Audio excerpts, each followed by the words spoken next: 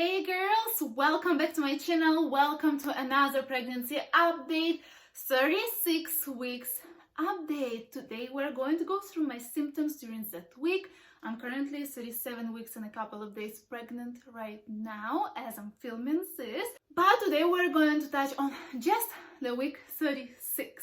And of course, I'll show you my huge belly in the end, so stay tuned. But in case you're new here, then welcome. First of all, it's so nice to have you. My name is Karyna. I'm a full-time mom. I have a daughter whose name is Mikayla. She's 2.5 years old, and this is my baby boy on the way, due any day now, pretty much.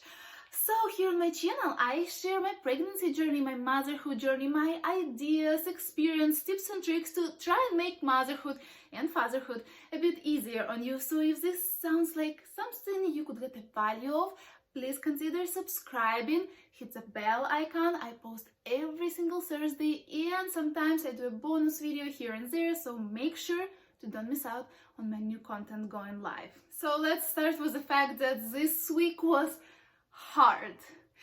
It was hard physically, and we had a busy week nesting for this baby, doing all these things, and at this point we're pretty much ready. There is nothing urgent to be done. My hospital bag is packed, and the next video I'm filming is showing you what I packed. So pretty much on the baby watch, you guys, because I am pretty much done being pregnant. It's been hard because of a lot of tightenings in my lower belly, those like pre-labor contractions, Braxton Hicks that kind of prepare you for labor, but it's painful and uncomfortable. My belly is at the point like I have so many stretch marks. Like, it just tells me that it's almost time.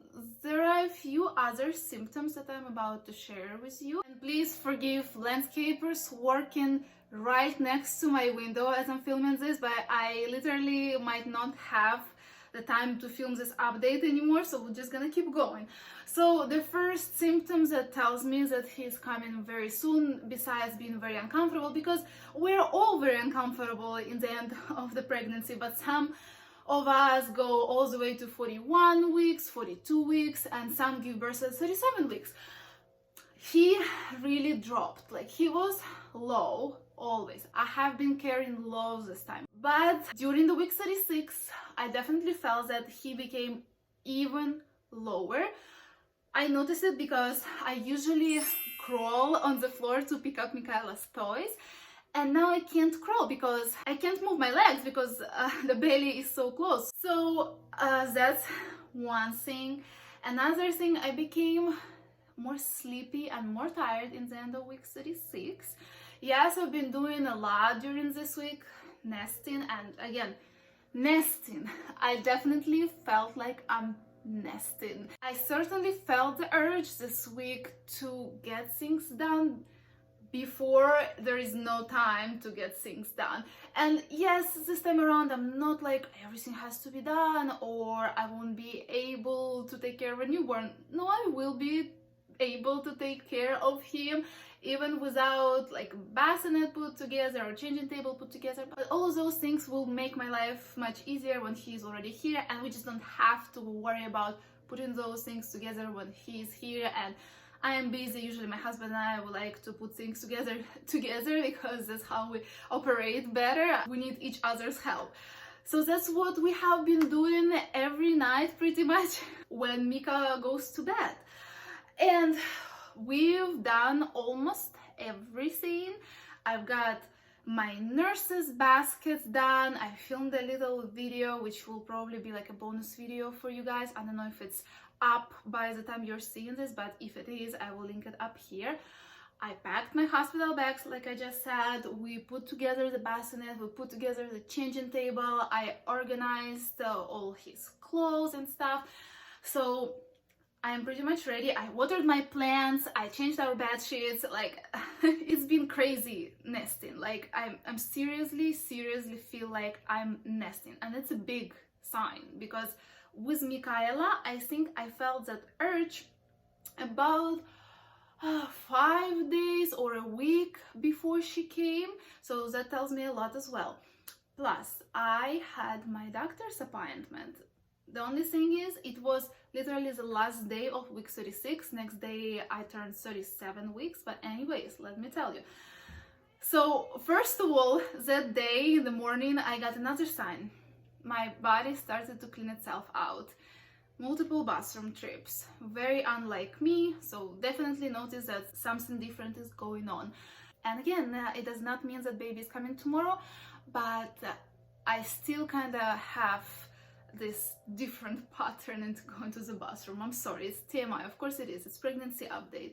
You're here for it, right? You want to know the details. So, besides that, I did not gain, or I would say I even lost maybe 200 grams since my last appointment.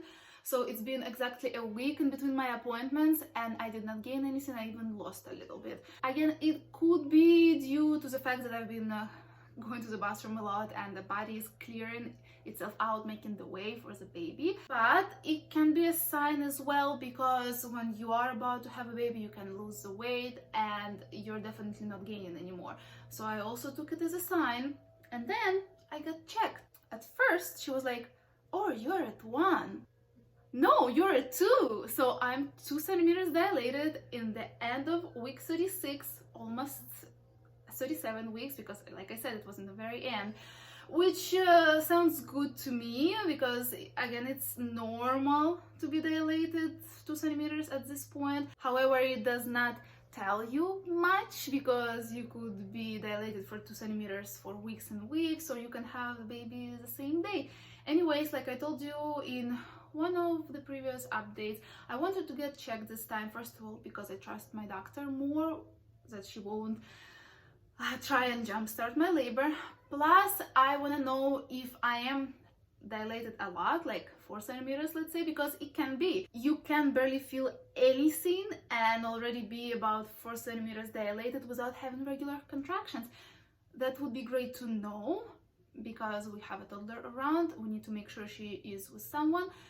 And if my contractions become regular, we need to hurry up. So this is why I'm doing cervical checks now.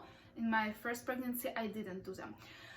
So I was happy to hear that, because like I said, I have been having lots and lots of tightenings in my lower belly, and I really thought that that probably what opened me up a little bit.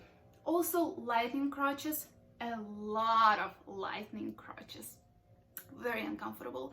He's moving a lot, which makes me happy. It's very reassuring to feel him. But sometimes, again, especially when he moves on the bottom, super uncomfortable, super painful. It cuts me off guard sometimes. I don't drive myself anymore. Now my husband has to drive me everywhere, and usually it's together with Michaela, because we don't have anybody to watch her. So it's kind of uncomfortable, but it's safer, because like I said, those lightning crotches, like I can scream sometimes from the pain. And of course, if I'm driving, I could spin the wheels the other way. So it's definitely dangerous. I'm not driving myself. And sometimes I have been feeling nausea here and there. Really weird for me. Haven't felt nauseous in a long time. Also hunger. I'm always so hungry. Having lots of snacks. And by the way, it's been a week at this point since I'm completely dairy free, and if you're new here, I will leave a couple of videos about why I'm going dairy free in the description below, why I did it previous time, why it was helpful and stuff like that.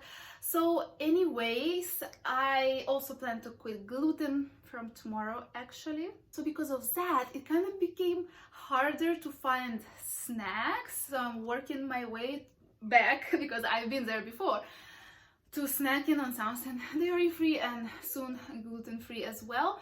But I definitely need lots of protein. If I eat something vegetarian, which sometimes we do vegetarian meals, and even if it's full of plant-based protein, I'm still hungry.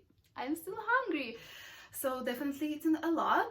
And when I wake up at night, sometimes in the early morning to go to the restroom, super hungry, even if I ate late last night. Also about sleeping, Sometimes I have troubles falling asleep because my brain is like so excited with nesting. I do a lot of my nesting after Michaela goes to sleep because, you know, she's always on my way and trying to reorganize things her way. Also, I can't sleep for too long in the morning. I don't remember if I said that in the last update, but my hips hurt, like just from laying. And I put the pillow in between my legs, and before it was actually helpful. Now I really can't find comfortable position, especially in the morning. But I try to go to sleep. I try to go to sleep earlier so that I don't need those extra hours of sleep in the morning. Also, at this appointment, I found out that my doctor will be out of town for the next week or so. I do have an appointment scheduled exactly in the week after my last one with a different doctor, and then have an appointment scheduled with my main doctor, but I don't know if I'm gonna make it there. But like I told you before, I did not really count on her being there because there are 4 doctors, including her, on call, and I went and saw all of them just to meet them and see how they look. And I did not count on her anyways. But now that I know that she's not even there, it's like even less chance. There is no chance if I have a baby in the next week.